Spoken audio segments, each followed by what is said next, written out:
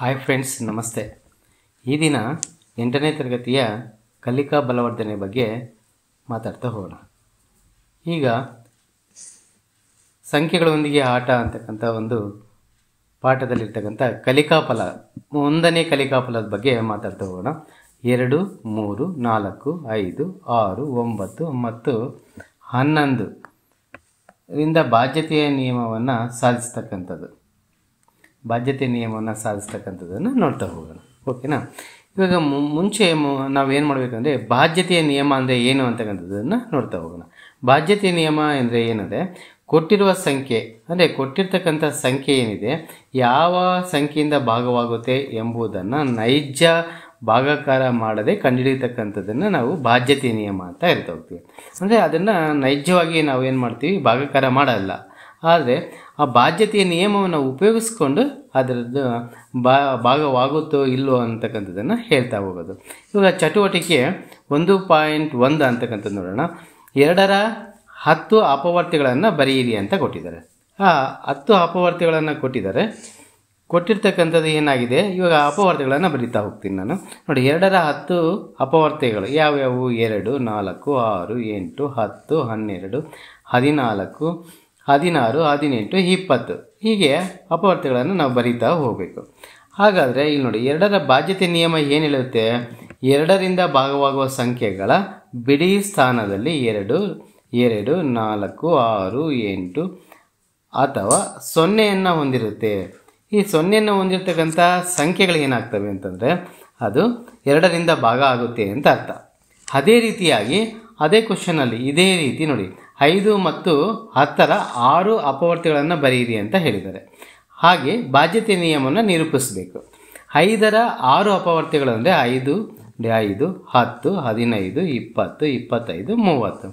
ಅದೇ ರೀತಿಯಾಗಿ 10ರ 6 ಅಪವರ್ತಿಗಳು ಅಂದರೆ 10, 20, 30, 40, 50, 60. 5ರ ಬಾಧ್ಯತೆ ನಿಯಮ ಏನು ಹೇಳ್ಬೋದು ಹಾಗಾದರೆ ಅಂದರೆ, ಸಂಖ್ಯೆಯ ಬಿಡಿ ಸ್ಥಾನದಲ್ಲಿ 0 ಅಥವಾ 5ಅನ್ನು ಹೊಂದಿದರೆ ಅದು 5ರಿಂದ ಭಾಗ ಆಗುತ್ತೆ ಅಂತ ಅರ್ಥ. 10ರ ಬಾಧ್ಯತೆ ನಿಯಮ ಏನು ಹೇಳ್ತದೆ ಅಂದರೆ, ಇದರ ಉದಾಹರಣೆಗಳು ನೋಡೋದ್ರ ಮೂಲಕ ಸಂಖ್ಯೆಯ ಬಿಡಿ ಸ್ಥಾನದಲ್ಲಿ 0 ಮಾತ್ರ ಹೊಂದಿರಬೇಕು.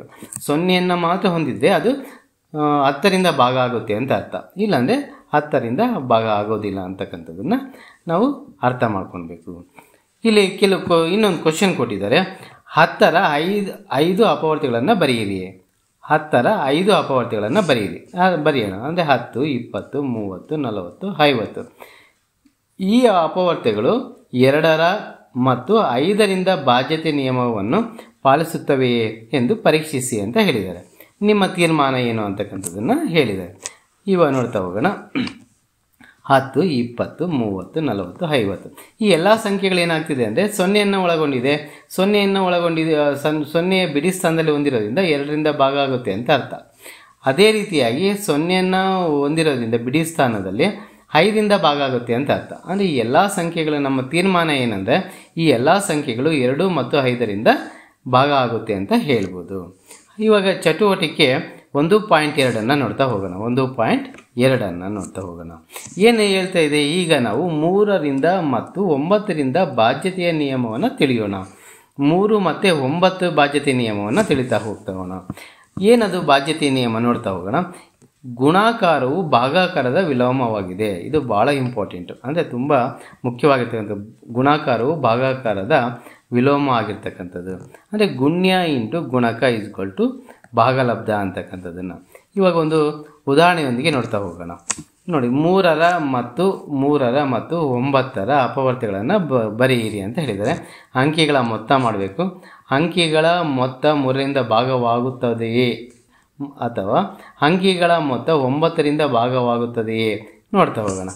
ಉದಾಹರಣೆ ಒಂದು ಕೊಟ್ಟಿದ್ದಾರೆ. ಅದೇ ರೀತಿಯಾಗಿ ನಾನು 2ನೇದು ಮಾಡ್ತಾ ಹೋಗ್ತಿದ್ದೀನಿ. 3 × 102 ಅಂತ ಮಾಡಿದಾಗ 306 ಬರುತ್ತೆ.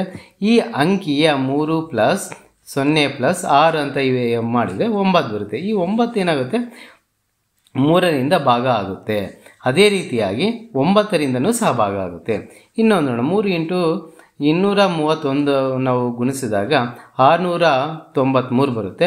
6 + 6 + 9 + 3 ಅಂತ ಮಾಡಿದರೆ 18 ಆಗುತ್ತೆ. ಆ 18 ಅನ್ನೋದೇನಾಗುತ್ತೆ, 3ರಿಂದ ಭಾಗ ಆಗುತ್ತೆ, 9ರಿಂದನೂ ಭಾಗ ಆಗುತ್ತೆ. ಇನ್ನೊಂದು ಪ್ರಾಬ್ಲಮ್ ನೋಡ್ತಗೋಣ. 3 × 334 ಅಂತ ತೊಗೊಂಡ್ರೆ 1002 ಆಗುತ್ತೆ. 1 + 0 + 0 + 2 ಅಂತ ಮಾಡಿದ್ರೆ 3 ಬರುತ್ತೆ. ಈ 3 ಅಂತಕ್ಕಂಥದ್ದು 3ರಿಂದ ಭಾಗ ಆಗುತ್ತೆ. ಆದರೆ ಈ ಸಂಖ್ಯೆ ಏನಾಗುತ್ತೆ 9ರಿಂದ ಭಾಗ ಆಗೋಲ್ಲ. ಇದು ಇಂಪಾರ್ಟೆಂಟು. ಇಲ್ಲಿ ನೋಡಿ, ಭಾಗ ಆಗೋದಿಲ್ಲ. ಅದೇ ರೀತಿಯಾಗಿ 9ನೇದು ನೋಡ್ತಗೋಣ. ಅಂದರೆ 9ರಿಂದ ಭಾಗ ಆಗ್ತಕ್ಕಂಥ ಸಂಖ್ಯೆಗಳ ಅಪವರ್ತಿಗಳು ನೋಡ್ತಗೋಣ. 9 × 123 ಅಂತ ತೊಗೊಂಡ್ರೆ 1107 ಆಗುತ್ತೆ. 1 + 1 + 1 + 0 + 7 ಅಂತ ಅವೆಲ್ಲವನ್ನೂ ಆ್ಯಡ್ ಮಾಡಿದರೆ ಕೂಡಿದರೆ 9 ಆಗುತ್ತೆ. ಆ 9 ಅನ್ನೋದೇನು 3ರಿಂದನೂ ಆಗುತ್ತೆ. ಅದೇ ರೀತಿಯಾಗಿ 9ರಿಂದನೂ ಆಗುತ್ತೆ. ಮತ್ತು ಇನ್ನೊಂದು ನೋಡ್ತಗೋಣ. 9 × 452 ಗುಣಿಸಿದಾಗ 4068 ಆಗುತ್ತೆ. 4 + 0 + 6 + 8 ಅಂತ ಕೂಡಿದರೆ 18 ಆಗುತ್ತೆ. ಈ 18 3ರಿಂದನೂ ಭಾಗ ಆಗುತ್ತೆ, 9ರಿಂದನೂ ಭಾಗ ಆಗುತ್ತೆ. ಈ ರೀತಿಯಾಗಿ ಭಾಗ ಆಗ್ತಕ್ಕಂಥ ಸಂಖ್ಯೆಗಳೇನಾಗುತ್ತೆ, ಇಲ್ಲಿ ನೋಡಿ, ಯಾವುದೇ ಸಂಖ್ಯೆ ಬರಲಿ 18, 19 ಈ ಅಂಕಿಗಳ ಮೊತ್ತವನ್ನು ಕೂಡಿದಾಗ 18 ಅನ್ನೋದು 3ರಿಂದ ಆಗುತ್ತೆ ಮತ್ತು 9ರಿಂದ ಆಗುತ್ತೆ. ಇಲ್ಲೂ 18 ಬಂದೈತಿ, ಸೇಮ್ ಆಗುತ್ತೆ. ಇದರ ಅರ್ಥ ಏನಂದರೆ 3ರ ಬಾಧ್ಯತೆ ನಿಯಮವನ್ನು ಹೇಳ್ಬೋದು. ಆದ್ದರಿಂದ ದತ್ತ ಸಂಖ್ಯೆಯ ಎಲ್ಲ ಅಂಕಿಗಳ ಮೊತ್ತವು 3ರಿಂದ ಭಾಗವಾದರೆ ಕೊಟ್ಟಿರುವ ಸಂಖ್ಯೆಯು 3ರಿಂದ ಭಾಗವಾಗುತ್ತದೆ ಅಂತ ಅರ್ಥ. ಅದೇ ರೀತಿಯಾಗಿ 9ರ ಬಾಧ್ಯತೆ ನಿಯಮ ಏನು ಹೇಳುತ್ತೆ ಅಂದರೆ ದತ್ತ ಸಂಖ್ಯೆಯ ಎಲ್ಲ ಅಂಕಿಗಳ ಮೊತ್ತವು 9ರಿಂದ ಭಾಗವಾದರೆ ಕೊಟ್ಟಿರುವ ಸಂಖ್ಯೆಯು 9ರಿಂದ ಭಾಗವಾಗುತ್ತೆ ಅಂತ ಅರ್ಥ. ಈ ರೀತಿಯಾಗಿ ನಾವು 9ರ ಮತ್ತು 3ರ ಒಂದು ಬಾಧ್ಯತೆಯ ನಿಯಮವನ್ನು ಕಲ್ತೀವಿ. ಅದೇ ರೀತಿಯಾಗಿ ಇವಾಗ ಏನು ಮಾಡಿದ್ವಿ, ಒಂದು ಪ್ರಾಬ್ಲಮ್ ಕೊಟ್ಟಿದ್ದಾರೆ. ಅಂದರೆ ಒಂದು ನೋಡ್ತಾ ಹೋಗೋಣ. 423 ಮತ್ತು 523ರಲ್ಲಿ ಯಾವುದು 3ರಿಂದ ಭಾಗವಾಗುತ್ತದೆ ಎಂದು ಬಾಧ್ಯತೆ ನಿಯಮ ಅನ್ವಯಿಸಿ ಪರೀಕ್ಷಿಸಿ ಅಂತ ಹೇಳಿದ್ದಾರೆ. ಈ ಅಂಕಿಗಳ ಮೊತ್ತವನ್ನು ನೋಡೋಣ. ಮೊದಲನೇ ಅಂಕಿಯ ಮೊತ್ತ 9 ಆಗುತ್ತೆ, ಎರಡನೇ ಅಂಕಿಯ ಮೊತ್ತ 10 ಆಗುತ್ತೆ. 9 ಅಂತಕ್ಕಂಥದ್ದು ಏನಾಗುತ್ತೆ 3ರಿಂದ ಭಾಗ ಆಗುತ್ತೆ, 10 3ರಿಂದ ಭಾಗ ಆಗೋಲ್ಲ. ಅದಕ್ಕೆ ಏನು ಮಾಡ್ಬೋದು ನಾವು, 423 ಮಾತ್ರ 3ರಿಂದ ಭಾಗ ಆಗುತ್ತೆ ಅಂತಕ್ಕಂಥದ್ದನ್ನು ಬಾಧ್ಯತೆಯ ನಿಯಮದಿಂದ ನಾವು ತಿಳಿಬೋದು. ಎರಡನೇದು ನೋಡ್ತಾ ಹೋಗೋಣ. 4536 ಮತ್ತು 3561 ಇದೆ. ಇದರಲ್ಲಿ 9ರಿಂದ ಭಾಗ ಆಗ್ತಕ್ಕಂಥದ್ದು ಬಾಧ್ಯತೆ ನಿಯಮವನ್ನು ಅನ್ವಯಿಸಿ ನೋಡಬೇಕಂತ ಹೇಳಿದ್ದಾರೆ. ಮೊದಲನೇ ಸಂಖ್ಯೆ ಅಂಕಿಗಳ ಮೊತ್ತವನ್ನು ಕೂಡಿದಾಗ ಏನಾಗುತ್ತೆ 18 ಬರುತ್ತೆ. ಎರಡನೇ ಸಂಖ್ಯೆ ಅಂಕಿಗಳ ಮೊತ್ತವನ್ನು 15 ಆಗುತ್ತೆ. ಈ 15 9ರಿಂದ ಭಾಗ ಆಗಲ್ಲ, ಆದರೆ 18 ಭಾಗ ಆಗುತ್ತೆ. ಅದಕ್ಕೆ 4536 ಮಾತ್ರ 9ರಿಂದ ಭಾಗ ಆಗ್ತಕ್ಕಂಥ ಸಂಖ್ಯೆ ಆಗಿದೆ ಅಂತಕ್ಕಂಥದ್ದನ್ನು ಈ ನಿಯಮದಿಂದ ನಾವು ತಿಳಿಬೋದು. ಅದಕ್ಕೆ ಇಲ್ಲಿ ಈ ಹೇಳಿಕೆ ಸರಿಯೇ ಅಂತ ಕೇಳ್ತಾ ಇದ್ದಾರೆ. ಏನು ಹೇಳಿಕೆ? 9ರ ಅಪವರ್ತ್ಯಗಳೆಲ್ಲವೂ 3ರಿಂದ ಭಾಗವಾಗುತ್ತದೆ, ಆದರೆ 3ರ ಅಪವರ್ತಗಳೆಲ್ಲವೂ 9ರಿಂದ ಭಾಗವಾಗುವುದಿಲ್ಲ. ಹೌದು, ಇದು ಸರಿಯಾಗಿರ್ತಕ್ಕಂಥದ್ದು. ಯಾಕೆಂದರೆ 9ರ ಅಪವರ್ತಗಳೇನಾಗುತ್ತೆ 3ರಿಂದ ಆಗುತ್ತೆ, ಆದರೆ 3ರ ಅಪವರ್ತಗಳು ಎಲ್ಲವೂ ಆಗಲ್ಲ, ಕೆಲವು ಆಗುತ್ತೆ ಆದರೆ ಕೆಲವು ಆಗೋದಿಲ್ಲ ಅಂತ ಕೊಟ್ಟಿದ್ದಾರೆ. ನೆಕ್ಸ್ಟ್ ಅದೇ ರೀತಿಯಾಗಿ ಇವಾಗ ಚಟುವಟಿಕೆ 1.3 ನೋಡ್ತಾ ಹೋಗೋಣ. ಈಗ ನಾವು 6ರ ಬಾಧ್ಯತೆ ನಿಯಮವನ್ನು ತಿಳಿಯೋಣ. ಕೆಳಗಿನ ಕೋಷ್ಟಕ ಸಹಾಯದಿಂದ ಮಾಡ್ತಾ ಹೋಗೋಣ. ಓಕೆನಾ? ಇಲ್ಲಿ ನೋಡಿ, 6ರ ಅಪವರ್ತಗಳನ್ನು ಬರೀತಕ್ಕಂಥದ್ದು 6 × 50 ಮಾಡಿದ್ದೀನಿ, 300 ಬಂದಿದೆ, ಅಂದರೆ 300 ಬಂದಿದೆ. 3 + 0 + 0 ಅಂದರೆ 3 ಆಯಿತು. ಇದು 3ರಿಂದ ಭಾಗ ಆಗುತ್ತಾ? ಆಗುತ್ತೆ. ಈ ಕೊಟ್ಟಿರ್ತಕ್ಕಂಥ 300 ಬಂದಿರತಕ್ಕಂಥ ಸಂಖ್ಯೆ, ಈ ಸಂಖ್ಯೆ ಇದೆಯಲ್ಲ, ಇದು ಸಮ ಸಂಖ್ಯೆಯ? ಹೌದು, ಇದು ಸಮ ಸಂಖ್ಯೆ ಆಗಿದೆ. ಅದೇ ರೀತಿಯಾಗಿ ಇನ್ನೊಂದು ನೋಡ್ತಾ ಹೋಗೋಣ. 6 × 77 ತೊಗೊಂಡ್ರೆ 462 ಆಯಿತು. 462 ಅಂದರೆ 4 + 6 + 2 ಅಂದರೆ 12 ಆಯಿತು. ಇದು ಸಹ 3ರಿಂದ ಭಾಗ ಆಗುತ್ತೆ. ಮತ್ತು ಇದು 462 ಅಂತಕ್ಕಂಥದ್ದು ಸಮ ಸಂಖ್ಯೆ ಆಗಿದೆ. ಇಲ್ಲಿ ಅರ್ಥ ಏನಂತಂದರೆ, ಯಾವುದೇ ಒಂದು ಸಂಖ್ಯೆ, ಆದ್ದರಿಂದ ಏನಾಗಬಹುದು, ಒಂದು ಸಂಖ್ಯೆಯು ಸಮ ಸಂಖ್ಯೆಯಾಗಿದ್ದರೆ ಮತ್ತು ಅದರ ಅಂಕಿಗಳ ಮೊತ್ತ 3ರಿಂದ ಭಾಗವಾದರೆ ಆಗ ಆ ಸಂಖ್ಯೆ 6ರಿಂದ ಭಾಗ ಆಗುತ್ತೆ ಅಂತಕ್ಕಂಥದ್ದು ಬಾಧ್ಯತೆಯ ನಿಯಮ ಆಗಿದೆ. ಅದೇ ರೀತಿಯಾಗಿ ಇಲ್ಲಿ ಬಾಧ್ಯತೆಯ ನಿಯಮವನ್ನು ಉಪಯೋಗಿಸ್ಕೊಂಡು ಇಲ್ಲಿ ಕೊಟ್ಟಿರ್ತಕ್ಕಂಥ 2 ಲೆಕ್ಕಗಳನ್ನು ಬಿಡಿಸಿ ಅಂತ ಹೇಳಿದರೆ ನಾನು ಅದರ ಅನ್ವಯ ಇಲ್ಲಿ ಮಾಡಿದ್ದೀನಿ, ನೋಡ್ಕೊತ ಹೋಗಿ, ಅದು ಕರೆಕ್ಟ್ ಆಗಿದೆ. ಓಕೆ, ನೆಕ್ಸ್ಟ್ ಇವಾಗ ಮುಂದಿನ ಚಟುವಟಿಕೆ ಹೋಗೋಣ. 11ರ ಬಾಧ್ಯತೆ ನಿಯಮವನ್ನು ನೋಡೋಣ. ಇದು 11ರ ಬಾಧ್ಯತೆ ನಿಯಮ ತುಂಬ ಇಂಪಾರ್ಟೆಂಟ್ ಇರೋದ್ರಿಂದ ಸ್ವಲ್ಪ ಗಮನವಿಟ್ಟು ಕೇಳ್ತಾ ಹೋಗಬೇಕು. ಇಲ್ಲಿ ನೋಡಿ, ಇಲ್ಲಿ 11ರ ಅಪವರ್ತ್ಯಗಳನ್ನು ಹೇಗೆ ಬರೀಬೇಕಾದ್ರೆ ಬೆಸ ಸ್ಥಾನದಲ್ಲಿರುವ ಅಂಕಿಗಳ ಮೊತ್ತ ಸಮ ಸ್ಥಾನದಲ್ಲಿರುವ ಅಂಕಿಗಳ ಮೊತ್ತವನ್ನು ಸಪ್ರೇಟ್ ಮಾಡ್ತಾ ಹೋಗಬೇಕು. ಆಮೇಲೆ ಎ ಮತ್ತು ಬಿಗಳ ವ್ಯತ್ಯಾಸವನ್ನು ಕಂಡುಹಿಡಿತಾ ಹೋಗಬೇಕು. ಎ ಮತ್ತು ಬಿಗಳ ವ್ಯತ್ಯಾಸ ಅದು ಏನಾಗುತ್ತೆ 0 ಆಗಿದೆಯೋ ಅಂತ ನೋಡ್ತಾ ಹೋಗಬೇಕು, ಅಥವಾ 11 ಬರ್ತತೋ 11ರ ಅಪವರ್ತ ಬರ್ತತೋ ಅಂತಕ್ಕಂಥದ್ದನ್ನು ನೋಡ್ತಾ ಹೋಗಬೇಕು. ನಾನೇನು ಮಾಡ್ತಾಯಿದ್ದೀನಿ, ಇದನ್ನು ಡೈರೆಕ್ಟಾಗಿ ಇಲ್ಲಿ ಬರ್ತಾ ಇದ್ದೀನಿ. 11 ಇಂಟು 312 ಮಾಡಿದಾಗ 3432 ಆಗುತ್ತೆ. ನೋಡಿ ಇದರಲ್ಲಿ ಬೆಸ ಸಂಖ್ಯೆಗಳು ಅಂದರೆ 3 ಮತ್ತು 3 ಬೆಸ ಸಂಖ್ಯೆ, ಅಂದರೆ ಇಲ್ಲಿ ಏನಂದರೆ ಬೆಸ ಸ್ಥಾನದಲ್ಲಿರ್ತಕ್ಕಂಥ ಸಂಖ್ಯೆಗಳವು 3 + 3 ಅಂದರೆ 6 ಆಯಿತು. ಅದೇ ಸಮಸ್ಥಾನದಲ್ಲಿರ್ತಕ್ಕಂಥ ಸಂಖ್ಯೆಗಳು 4 ಮತ್ತು 2, ಈ 2ನ್ನು ಕೂಡಿದ್ದೀವಿ 6 ಬಂದಿದೆ.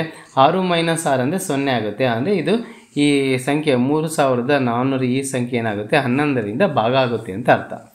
ಅದೇ ರೀತಿಯಾಗಿ ಇದಕ್ಕೆ ಬರ್ತಾ ಇದ್ದೀನಿ ನಾನು. 11 ಇಂಟು 1234ಕ್ಕೆ ನಾವು ಮಲ್ಟಿಪ್ಲಿಕೇಶನ್ ಮಾಡಿದಾಗ ಗುಣಿಸಿದಾಗ 13,574 ಆಗುತ್ತೆ. ಇದರಲ್ಲಿ ಬೆಸ ಸ್ಥಾನದಲ್ಲಿರುವ ಸಂಖ್ಯೆಗಳ ಮೊತ್ತ ಅಂದರೆ 1 + 5 + 4 ಅಂತ ಸೇರಿಸಿದರೆ ಒಟ್ಟು 10 ಆಯಿತು. ಅದೇ ರೀತಿಯ ಸಮ ಸ್ಥಾನದಲ್ಲಿರುವ ಸಂಖ್ಯೆಗಳ ಮೊತ್ತ 3 + 7 = 10 ಆಯಿತು. 10 - 10 ಅಂದರೆ 0 ಬರುತ್ತೆ. ಈ ಸಂಖ್ಯೆಯು ಸಹ 11ರಿಂದ ಭಾಗ ಆಗುತ್ತೆ ಅಂತ ಅರ್ಥ ಆಯಿತು ಈ ಸಂಖ್ಯೆ, ಹೌದಾ? ಹಾಗಾದರೆ ಇದರಿಂದ ಏನು ಅರ್ಥ ಆಗುತ್ತೆ ಅಂದರೆ, ಒಂದು ಸಂಖ್ಯೆಯು 11ರಿಂದ ಭಾಗವಾಗುವುದಾದರೆ ಆ ಸಂಖ್ಯೆಯ ಬೆಸ ಸ್ಥಾನದಲ್ಲಿರುವ ಅಂಕಿಗಳ ಮೊತ್ತ ಮತ್ತು ಸಮಸ್ಥಾನದಲ್ಲಿರುವ ಅಂಕಿಗಳ ಮೊತ್ತದ ವ್ಯತ್ಯಾಸವು 0 ಅಥವಾ 11ರ ಅಪವರ್ತ್ಯ ಆಗಿರುತ್ತೆ ಅಂತ ಅರ್ಥ. ಆವಾಗ ಏನಾಗಿರುತ್ತೆ, ಅದು 11ರಿಂದ ಭಾಗ ಆಗುತ್ತೆ ಅಂತಕ್ಕಂಥದ್ದನ್ನು ಕೊಟ್ಟಿದ್ದಾರೆ. ಈಗ ನೆಕ್ಸ್ಟ್ ಇನ್ನೊಂದು ಪ್ರಾಬ್ಲಮ್ ಕೊಟ್ಟಿದ್ದಾರೆ. ಅವರು ಏನು ಕೊಟ್ಟಿದ್ದಾರೆ, 6182 ಮತ್ತು 8261ರಲ್ಲಿ ಯಾವ ಸಂಖ್ಯೆಯು 11ರಿಂದ ಭಾಗವಾಗುತ್ತೆ ಎಂಬುದನ್ನು ಬಾಧ್ಯತೆ ನಿಯಮವನ್ನು ಅನ್ವಯಿಸಿ ಕಂಡುಹಿಡಿಯಿರಿ ಅಂತ ಹೇಳಿದ್ದಾರೆ. ಇದರಲ್ಲಿ ಒಂದು ಪ್ರಾಬ್ಲಮ್ ತೋರಿಸ್ತೀನಿ ನಾನು ಇವಾಗ. ಇಲ್ಲಿ ನೋಡ್ತಾ ಹೋಗೋಣ. ಈ ಮೊದಲನೇ ಸಂಖ್ಯೆಯನ್ನು ತೊಗೊತಾ ಇದ್ದೀನಿ 6. ಇದರಲ್ಲಿ ಸಮಸ್ಥಾನ ಮತ್ತು ಬೆಸ ಸ್ಥಾನಗಳನ್ನು ಗುರುತಿಸ್ಬೇಕು. ಫಸ್ಟು 6 ಮತ್ತು 8 ಅಂತಕ್ಕಂಥದ್ದು ಬೆಸ ಸ್ಥಾನದಲ್ಲಿರ್ತಕ್ಕಂಥ ಅಂಕಿಗಳ ಮೊತ್ತ 14 ಆಯಿತು. ಸಮಸ್ಥಾನದಲ್ಲಿರ್ತಕ್ಕಂಥ ಅಂಕಿಗಳ ಮೊತ್ತ 3 ಆಯಿತು. 14 - 3 ಅಂದರೆ 11 ಬಂತು. ಇದು ಎರಡನೇ ಪ್ರಾಬ್ಲಮ್ ಅದೇ ರೀತಿಯಾಗಿ ಮಾಡಿದಾಗ 11 ಬರುತ್ತೆ. ಹಾಗಾದರೆ ಎರಡೂ ಸಂಖ್ಯೆಗಳು ಏನಾಗುತ್ತೆ 11ರಿಂದ ಭಾಗ ಆಗುತ್ತೆ ಅಂತಕ್ಕಂಥದ್ದನ್ನು ಗೊತ್ತಾಗುತ್ತೆ. ನೆಕ್ಸ್ಟ್ ಇನ್ನೊಂದು ಅವರು ನಮಗೆ ಕೊಟ್ಟಿರ್ತಕ್ಕಂಥದ್ದು, ನಾವೇ ಒಂದು 11ರ ಬಾಧ್ಯತೆ ನಿಯಮವನ್ನು ಉಪಯೋಗಿಸ್ಕೊಂಡು 4 ಅಂಕೆ 5 ಸಂಖ್ಯೆಗಳನ್ನು ರಚಿಸಿ ಅದನ್ನು ತಾಳೆ ನೋಡಿ ಅಂತಕ್ಕಂಥದ್ದು ಕೊಟ್ಟಿದ್ದಾರೆ. ಒಂದು ತಾಳೆ ನೋಡಿದ್ದೀನಿ ನೋಡಿ, ಈ ಥರ ಮಾಡಬೇಕು ಅಂತಕ್ಕಂಥದ್ದನ್ನು ತೋರಿಸಿದ್ದೀನಿ. ಈ ರೀತಿಯಾಗಿ ಏನಾದರೂ ಬಂದರೆ ನಮಗೇನಾಗುತ್ತೆ, ಇಲ್ಲಿ 3 ಬಂದಿದೆ. ಈ 3 ಅನ್ನೋದು ಏನಾಗುತ್ತೆ 11ರಿಂದ ಭಾಗ ಆಗಲ್ಲ. 11ರಿಂದ ಭಾಗ ಆಗಬೇಕಂದ್ರೆ 0 ಬರಬೇಕು ಅಥವಾ 11ರ ಅಪವರ್ತ್ಯ ಆಗಿರಬೇಕು, ಹೌದಾ? ಹಾಗಾದರೆ 11ರಿಂದ ಆಗುತ್ತೆ. ಅದಕ್ಕೆ ಈ ಸಂಖ್ಯೆ ಆಗೋದಿಲ್ಲ. ಅದೇ ರೀತಿಯಾಗಿ ಈ ಸಂಖ್ಯೆಯನ್ನು ನೀವು ನೋಡ್ತಾ ಹೋಗಬೇಕು. ನೆಕ್ಸ್ಟ್ ಇನ್ನೊಂದು ನೋಡ್ತಾ ಹೋಗೋಣ, ಚಟುವಟಿಕೆ ನೋಡ್ತಾ ಹೋಗೋಣ. ಮತ್ತೊಂದು ಚಟುವಟಿಕೆ 1.5ರಲ್ಲಿ ಇರ್ತಕ್ಕಂಥ. ಇಲ್ಲಿ ಏನಾಗಿದೆ ಅಂದರೆ, ಆನಂದ್ ಒಂದು ಸಮಸ್ಯೆ ಬಿಡಿಸುವಾಗ ಗೊಂದಲಕ್ಕೀಡಾಗಿದ್ದಾನೆ. ಅವನ ಲೆಕ್ಕ ಏನಾಗಿದೆ, ಒಂದು ಹಂತದಲ್ಲಿ ಇದು ನೋಡಿ 330/165 ಅಂತಕ್ಕಂಥದ್ದು ಬಂದಿದೆ. ಈ ಭಿನ್ನರಾಶಿಯನ್ನು ಅವನು ಸುಲಭೀಕರಿಸಬೇಕಿದೆ. ಬಾಧ್ಯತೆ ನಿಯಮವನ್ನು ಬಳಸಿ 330 ಮತ್ತು 165 ಇವು ಯಾವ ಸಂಖ್ಯೆಗಳಿಂದ ಭಾಗವಾಗುತ್ತೆ ಎಂಬುದು ತಿಳಿಯುವ ಮೂಲಕ ಆನಂದನಿಗೆ ಸಹಾಯ ಮಾಡಿ ಅಂತ ಹೇಳಿದ್ದಾರೆ. ಇಲ್ಲಿ ನಾನು ಹೇಳ್ತಾ ಹೋಗ್ತೀನಿ ನೋಡಿ. ಇವಾಗ ಇಲ್ಲಿ 0 ಇದೆ, ಕೊನೆಯ ಬಿಡಿ ಸ್ಥಾನದಲ್ಲಿ 0 ಇದೆ, ಇಲ್ಲಿ 5 ಇದೆ, ಹೌದಾ? ಅದಕ್ಕೆ ನಾವೇನು ಮಾಡಬೇಕು ಅಂದರೆ 5ರಿಂದ ಭಾಗಿಸ್ತಾ ಹೋಗ್ತೀನಿ. 5 × 30, 5 × 30, ಹೌದಾ? ಇದು ಬಂತು ನಮಗೆ 5 × 30 ಅಂತಕ್ಕಂಥದ್ದು. ಮತ್ತು ಇಲ್ಲಿ 11ರಿಂದ ಅದೇ ರೀತಿಯಾಗಿ 5ರಿಂದನೇ ಭಾಗಿಸ್ತಾ ಇದ್ದೀನಿ. 5 × 3 15 ಮತ್ತು 5 × 3 15 ಆಯಿತು. ಇಲ್ಲಿ 66 33 ಬಂದಿರೋದ್ರಿಂದ 11ರಿಂದ ಮಾಡ್ತಾ ಹೋಗ್ತೀವಿ. 11 × 66, 11 × 33 ಆಯಿತು. ಓಕೆನಾ? ಇವಾಗ ಮತ್ತೆ ಇಲ್ಲಿ ಏನಾಗಿದೆ, 6 ಮತ್ತು 3 ಇರೋದ್ರಿಂದ 2ರಿಂದ ಮಾಡ್ಬೋದು ನೋಡಿರಿ. 3ರಿಂದ ಮಾಡೋಣ. 3ರಿಂದ ಮಾಡಿದರೆ 3 2 6 3 1. ಅಂದರೆ ಅರ್ಥ ಏನಂದರೆ 160 ಇಲ್ಲಿ 165 ಇದೆ, 165 1 165 2 ಅಂತ, ಅಂದರೆ 2 ಆನ್ಸರ್ ಬರ್ತಕ್ಕಂಥದ್ದು. ಈ ರೀತಿಯಾಗಿ ನಾವು ಈ ಒಂದು ಲೆಕ್ಕವನ್ನು ಬಿಡಿಸ್ಬೋದು. ಈಗ ಇಲ್ಲಿ ಈ ಎಲ್ಲ ಕಲಿಕೆಯ ಬಾಧ್ಯತೆ ನಿಯಮವನ್ನು ಅನ್ವಯಿಸಿ ಕೊಟ್ಟಿರುವ ಲೆಕ್ಕಗಳನ್ನು ಬಿಡಿಸ್ತಕ್ಕಂಥದ್ದು ಹೇಗೆ ಅಂತಕ್ಕಂಥದ್ದು ನೋಡ್ತಾ ಹೋಗೋಣ. ಇಲ್ಲಿ ಪ್ರತಿಯೊಂದು ಲೆಕ್ಕ ಇಲ್ಲಿ ಏನಿದೆ ನೋಡ್ಕೊಳ್ಳಿ. ಒಂದು ಕೆಳಗಿನ ಸಂಖ್ಯೆಗಳಲ್ಲಿ ಪ್ರತಿಯೊಂದು ಸಂಖ್ಯೆಯು 2 3 5 6 9 10 ಮತ್ತು 11 ಇವುಗಳಲ್ಲಿ ಯಾವ ಸಂಖ್ಯೆಯಿಂದ ಭಾಗವಾಗುತ್ತೆ, ಬಾಧ್ಯತೆಯ ನಿಯಮವನ್ನು ಉಪಯೋಗಿಸ್ಕೊಂಡು ಮಾಡಿ ಅಂತ ಹೇಳಿದ್ದಾರೆ. ಇದರಲ್ಲಿ ನಿಮಗೆ ಈಸಿ ಆಗಂಗೆ ನಾನು ಹೇಳ್ತಾ ಇದ್ದೀನಿ. ಬಾಧ್ಯತೆ ನಿಯಮವನ್ನು ಉಪಯೋಗಿಸ್ಕೊಂಡು 2ರಿಂದ ಭಾಗ ಆಗ್ತಕ್ಕಂಥ ಸಂಖ್ಯೆಗಳನ್ನು ಈ ಥರ ಬರೀಬೋದು. ಅದೇ ರೀತಿಯಾಗಿ 5ರಿಂದ ಭಾಗ ಆಗ್ತಕ್ಕಂಥ ಸಂಖ್ಯೆಗಳನ್ನು 990, 275 ಈ ರೀತಿಯಾಗಿ ಬರಿತಾ ಹೋಗ್ಬೋದು. 10ರಿಂದ ಭಾಗ ಆಗ್ತಕ್ಕಂಥ ಸಂಖ್ಯೆಗಳು 990 ಮತ್ತು 9730 ಅಂತ ಬರಿಬೋದು. 3ರಿಂದ ಭಾಗ ಆಗ್ತಕ್ಕಂಥ ಸಂಖ್ಯೆಗಳನ್ನು ಈ ರೀತಿಯಾಗಿ ಬರಿಬೋದು ಅಂತಕ್ಕಂಥದ್ದನ್ನು ನಿಮಗೆ ಹೇಳ್ಕೊಡ್ತಾ ಇದ್ದೀನಿ. ಹೌದಾ? ಇಲ್ಲಿ ನೋಡ್ತಾ ಹೋಗೋಣ. ಇದು ತುಂಬ ಇಂಪಾರ್ಟೆಂಟ್ ನೋಡಿರಿ. ಈ ರೀತಿಯಾಗಿರ್ತಕ್ಕಂಥ ಕ್ವಶನ್ಗಳು ಏನಾಗ್ತದೆ ಅಂತಂದರೆ ಬೇರೆ ಬೇರೆ ಇದರಲ್ಲಿ ಹೈಯರ್ ಕ್ವಾಲಿಟಿ ಅಂದರೆ ನಮ್ಮ ಒಂದು ಬುದ್ಧಿಮಟ್ಟವನ್ನು ಹೆಚ್ಚಿಸ್ತಕ್ಕಂಥ ಕ್ವಶನ್ ಇದು. ಏನು ಹೇಳ್ತಿದ್ದಾರೆ?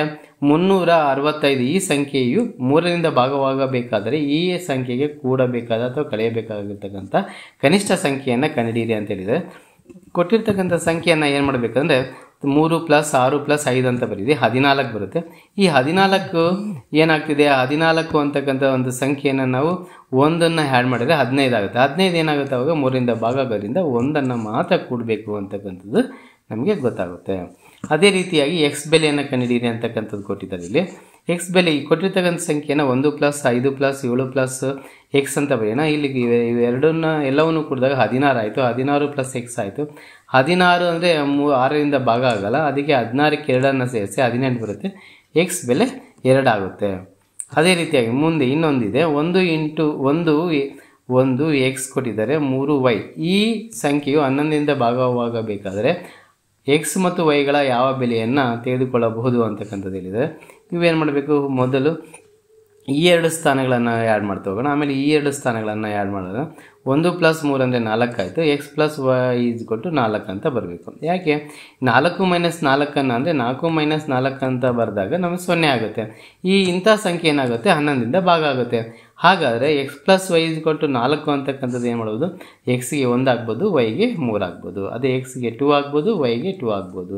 ಅಥವಾ ಎಕ್ಸ್ಗೆ 3 ಹಾಕಿದರೆ ವೈಗೆ 1 ಆಗಬೇಕು. ಎಕ್ಸ್ಗೆ 0 ಹಾಕಿದರೆ y = 4 ಆಗ್ಬೋದು. ಅಥವಾ ಎಕ್ಸ್ಗೆ 4 ಹಾಕಿದರೆ ವೈಗೆ 0ನೂ ಆಗ್ಬೋದು. ಈ ರೀತಿಯಾಗಿ ಇಂತಹ 4-5 ವಿಧಾನದಲ್ಲಿ ನಾವು ಎಕ್ಸ್ ಮತ್ತು ವೈ ಬೆಲೆಯನ್ನು ಕಂಡುಹಿಡಿಯಬಹುದು. ಮತ್ತು ಇನ್ನೊಂದಿದೆ ನೋಡಿ, ಇಲ್ಲಿ ಇದು ತುಂಬ ಚೆನ್ನಾಗಿದೆ. ಕಲಾ ಅಂತಕ್ಕಂಥ ಅವರು 2310ರ ಅವಿಭಾಜ್ಯ ಅಪವರ್ತನಗಳನ್ನು ಕಂಡುಹಿಡಿಯಲು, ಅವಿಭಾಜ್ಯ ಅಪವರ್ತನಗಳು ಇಲ್ಲಿ ಭಾಳ ಇಂಪಾರ್ಟೆಂಟ್ ವರ್ಡ್, ಅವಿಭಾಜ್ಯ ಅಪವರ್ತನಗಳು ಅಂತಿರೋದ್ರಿಂದ ಹೀಗೆ ಬರೆದುಕೊಂಡಿದ್ದಾಳೆ. ಅಂದರೆ ಬಾಧ್ಯತೆ ನಿಯಮವನ್ನು ಉಪಯೋಗಿಸ್ಕೊಂಡು ಇದು ಲೆಕ್ಕ ಮಾಡ್ತಕ್ಕಂಥದ್ದು ನಾನು ತೋರಿಸ್ತಾ ಹೋಗ್ತೀನಿ. ಇವಾಗ ನೋಡಿ, 0 ಇರೋದ್ರಿಂದ 2ರಿಂದ ಮಾಡ್ತಾ ಹೋಗೋಣ. ಫಸ್ಟಿಗೆ 2ರಿಂದ ಮಾಡಿದ್ರೆ 2 1 ಅಂತ ಕರಿತೀವಿ, 2 1 ಅಂತ, ಮತ್ತೆ 2 5 ಮತ್ತು 2 5. ಹೌದಾ? ಮತ್ತು ನೋಡಿ ಇವಾಗ 11ರಿಂದ ಮಾಡ್ತಾ ಹೋಗ್ತೀನಿ, ಯಾಕಂದರೆ ಈಸಿ ಆಗುತ್ತೆ ನಮಗೆ. 11 1 11 ಮತ್ತು 0ನ ಹಾಕ್ಕೊಬೇಕು. 11 5 55. ಮತ್ತು ಇದನ್ನು ನೋಡಿ ಮತ್ತೆ ಈಸಿಯಾಗಿ ಯಾವ ಥರ 105 ಇದೆ, 5 ಇರೋದ್ರಿಂದ 5ರಿಂದ ಮಾಡ್ತಾ ಹೋಗಿ. 5ರಿಂದ 5 2 10, 5 1. ಓಕೆನಾ? ನೆಕ್ಸ್ಟ್ 21 ಬಂದಿದೆ. 21 ಅಂದರೆ 3 3 7 21. ಅಂದರೆ ಅಲ್ಲಿಗೆ ಅರ್ಥ ಏನಾಯಿತು? 2310 ನಾವು ಅವಿಭಾಜ್ಯ ಸಂಖ್ಯೆಗಳಾಗಿ ಬರೀಬೋದು. ಯಾವುದು? 2 × 11 × 5 × 3 × 7 ಅಂತ ಬರೀಬೋದು. ಹೌದಾ? ಮುಂದಿನ ಲೆಕ್ಕ ನೋಡ್ತಾ ಹೋಗೋಣ. ಇದು ಕೊನೆಯ ಲೆಕ್ಕ ಆಗಿರುತ್ತೆ. ಕೊಟ್ಟಿರುವ ಅಂಕಿಗಳನ್ನು ಗರಿಷ್ಠ 2 ಬಾರಿ ಉಪಯೋಗಿಸಿ ಬಾಧ್ಯತೆ ನಿಯಮವನ್ನು ಬಳಸಿ 2 3 4 5 6 9 ಮತ್ತು 11ರಿಂದ ಭಾಗವಾಗುವ 3 ಅಂಕಿಯ ಒಂದೊಂದು ಸಂಖ್ಯೆಯನ್ನು ರಚಿಸಿ ಅಂತ ಹೇಳಿದ್ದಾರೆ. 2ರಿಂದ ಭಾಗ ಆಗ್ತಕ್ಕಂಥ ಸಂಖ್ಯೆಗಳು ಈ ರೀತಿಯಾಗಿರ್ತಕ್ಕಂಥ ಬರೀಬೋದು. 3ರಿಂದ ಭಾಗ ಆಗ್ತಕ್ಕಂಥ ಸಂಖ್ಯೆಗಳನ್ನು 123, 231, 312 ಈ ರೀತಿಯ ಬರೀಬೋದು. 4ರಿಂದ ಭಾಗ ಆಗ್ತಕ್ಕಂಥ ಸಂಖ್ಯೆಗಳನ್ನು 312, 320, 204 ಅಂತ ಬರೀಬೋದು. 5ರಿಂದ ಭಾಗ ಆಗ್ತಕ್ಕಂಥ ಸಂಖ್ಯೆಗಳನ್ನು 105, 250 ಮತ್ತು 380. 6ರಿಂದ ಭಾಗ ಆಗ್ತಕ್ಕಂಥ ಸಂಖ್ಯೆಗಳನ್ನು 369, 936 ಅಂತ ಬರೀಬೋದು. 9ರಿಂದ ಭಾಗ ಆಗ್ತಕ್ಕಂಥ ಸಂಖ್ಯೆಗಳನ್ನು 918, 189, 819 ಅಂತ ಬರೀಬೋದು. ಮತ್ತು 11ರಿಂದ ಭಾಗ ಆಗ್ತಕ್ಕಂಥ ಸಂಖ್ಯೆಗಳು 131 ಮತ್ತು 726 ಆಗಿದೆ. ಓಕೆ, ಎಸ್, ಥ್ಯಾಂಕ್ ಯು ಮಕ್ಕಳೇ.